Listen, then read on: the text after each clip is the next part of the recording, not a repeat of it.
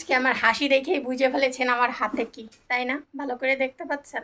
এটার মানে হচ্ছে আমার হাসির কারণ। হ্যাঁ, আজকে মানে গরুর গোস্ত রান্নাই আমার হাসি একদম ঠেকাইতেই পারি না। যাই হোক, আজকে প্রিয় খাবার রান্না করা হচ্ছে। কিভাবে রান্না করি সেটা একটু দেখাই আপনাকে, তাই না? কাঁচামরিচ দিয়ে ভরে রাখছি। যেহেতু সবাই রোজা রয়েছেন না, সবাই বেশি বেশি করে কাঁচামরিচ দিয়ে রানবেন। যত বেশি শুকনো মরিচ দিয়ে খাবেন তত বেশি ঝামেলায় পড়বেন। তার চেয়ে কাঁচামরিচ দিয়ে রান দেখেন। তাই চলেন কাঁচামরিচ দিয়ে কেমনে গরুর গোস্ত রান্ধি আজকে। একেবারে দেখেন সবুজ কাঁচামরিচগুলো দেখতে কি সুন্দর লাগতেছে, তাই না? ফাইন। এটাকে একটু গরম করে এবার দিলাম তেল, পরিমাণ মতো দিয়েন।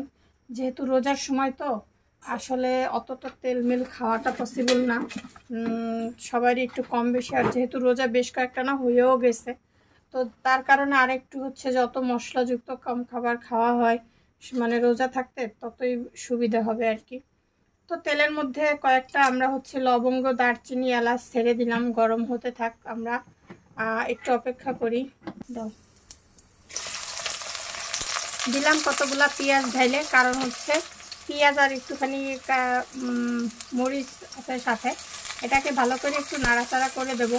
এটা ভাজা ভাজা করব না, জাস্ট অল্প একটু নাড়াচাড়া করে এটার মধ্যে আর কি কি দেই সেটা একটু দেখাই। আজকে হলো কাঁচামরিচ দিয়ে গরুর মাংস রান্না, এটাই আপনাদেরকে মূলত দেখানোর চেষ্টা করতেছি। তো এটা যেহেতু একটু নাড়াচাড়া হয়ে গেছে, এবার আমরা এখানে দিয়ে দিলাম পরিমাণ মতো রসুন বাটা।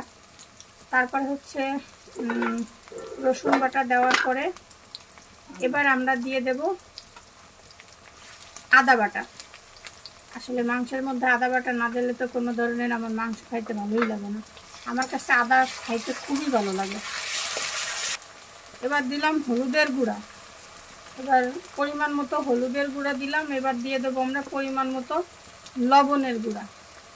লবণের গুঁড়া না তো একটু বলে গেছে, আরে মাথা ফাতা গেছে গরম হয়ে, মানে আর কি লবণ দিলাম।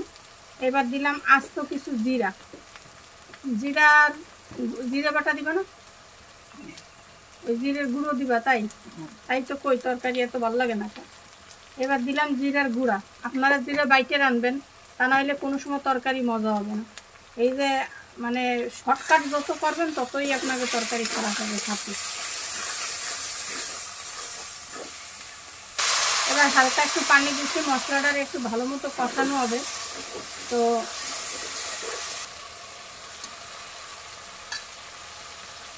এবার হচ্ছে আমরা মাংসটা দিয়ে দিলাম। এই যে মশলা কষানো শেষ, এবার আমরা হচ্ছে মাংসটা দিয়ে দিলাম। দিয়ে এটাকে সুন্দর করে নাড়াচাড়া করতে হবে। গরুর মাংস রান্না বলে সব থেকে সহজ রান্না, মানে কিন্তু কিন্তু কি বলেন তো, কিন্তু হইতেছে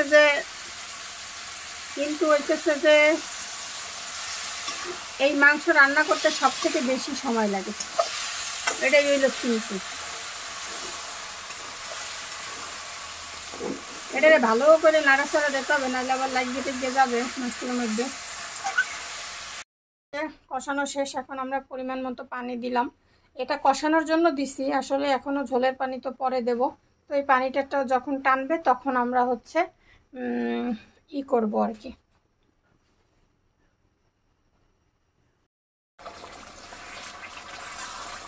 মাংসের পানি কিন্তু টেনে গিয়েছে, আর দেখেন কত সুন্দর একটা কালারও চলে আসছে, ইয়ামি কালার। তো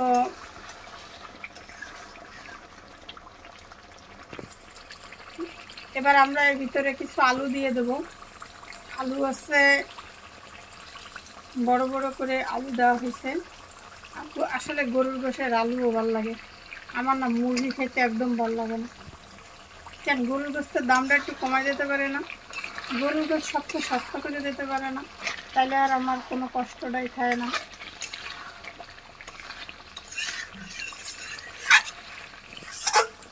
কি সুন্দর একটা কালার আসছে দেখছেন। এখন আমাদের এখানে মাংস দিয়ে একটু বেশ কষানো হয়ে গেছে।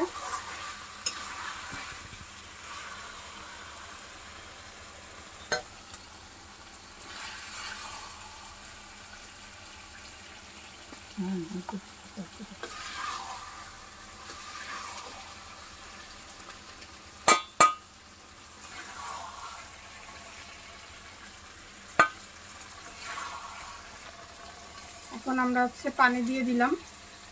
এখন আমরা মোটামুটি ঝোলের পানি দিয়ে দিচ্ছি। এবার পরিমাণ মতো যে যতটুকু ঝোল রাখবেন ততটুকু ঝোলের পানি দিয়ে দেবেন। আমরাও সেই পরিমাণ মতোই ঝোলের পানি দিয়ে দিচ্ছি।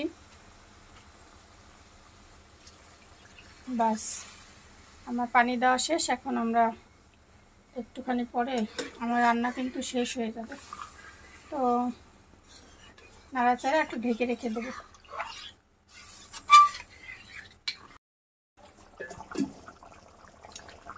এখন হচ্ছে সজনের, এর ভিতরে সজনের ডাঁটা দিবা? ঠিক আছে, আমার লাগে টুকু দিয়ে দেবো। হ্যাঁ, সজনের ডাঁটা দিয়ে আমি গরু গোস্ত খাতে চাই না। তো এখন আমরা গোস্তের মধ্যে এই যে সজনের ডাঁটা দিয়ে রাঁধতেছি। ওই যে কথা কইছিলাম কালকে, ডাঁটা দিয়ে গরুর গোস্ত দিয়ে রান্না হবে। এখন আমি সজনের ডাঁটা দিয়ে গরুর গোস্ত রাঁধতে খাচ্ছি আমরা গাইস।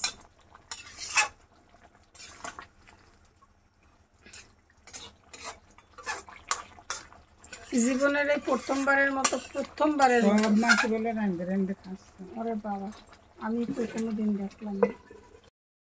তো এই যে ফাইনালি হয়ে গেছে।